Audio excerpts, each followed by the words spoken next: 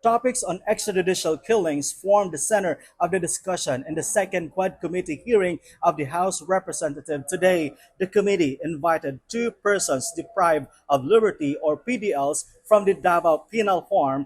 They both admitted responsibility in the killing of three Chinese nationals in detention and believed to be big-time drug lords in the country. Mga 8 a.m.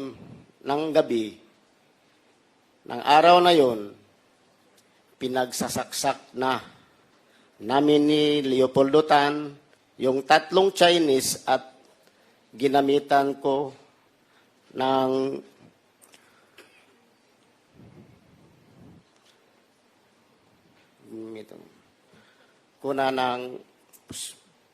panaksak at yung ibinigay ni Leo Pinkian na 29 balisong. Samantalang si Leopoldo Tan naman ay gumamit ng pagsaksak. Pagkatapos ng insidente ng pagpatay sa tatlong Chinese drug lords, nilagyan ni Fernando Magdadaron ng malong yung rehas ng Bartolina, Silda Sais, para hindi makita ang duguan na katawan ng tatlong Chinese drug lords. Tan also admitted he overheard former President Rodrigo Duterte on the other end of a phone call to Superintendent Gerardo Padilla, warden of the Davao Penal Farm, being congratulated for a job well done. Alam ko na ang kausap ni Superintendent Padilla ay si Presidente Duterte dahil pamilyar ko ang boses niya.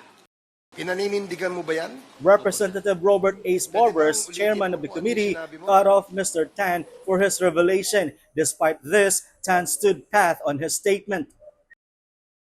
Habang naglalakad kami papuntang investigation section, tumunog ang cellphone ni Superintendent Padilla. Nakita ko sa napilindot ni Superintendent Padilla ang kanyang cellphone. Nadinig ko na sinabi nung tumawag kay Superintendent Padilla, "Congrats, Superintendent Padilla. Job well done." Pero grabe yung ginawang dinuguan.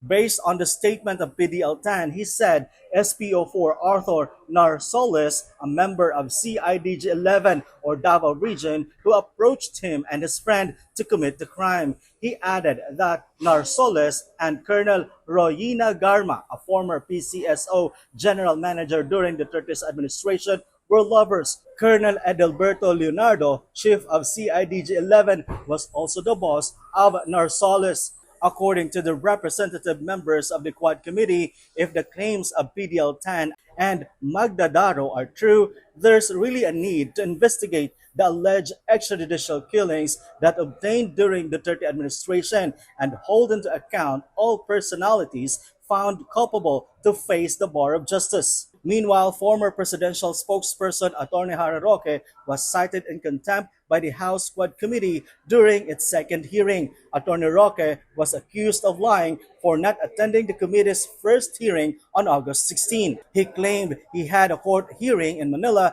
but the committee obtained a certification from the clerk of court in the city's regional trial court stating that Roque has no hearing on that date. Atty. Roque defended himself by saying it was simply an honest mistake. As a result, he was detained for 1 day or 24 hours at the House of Representatives as a penalty.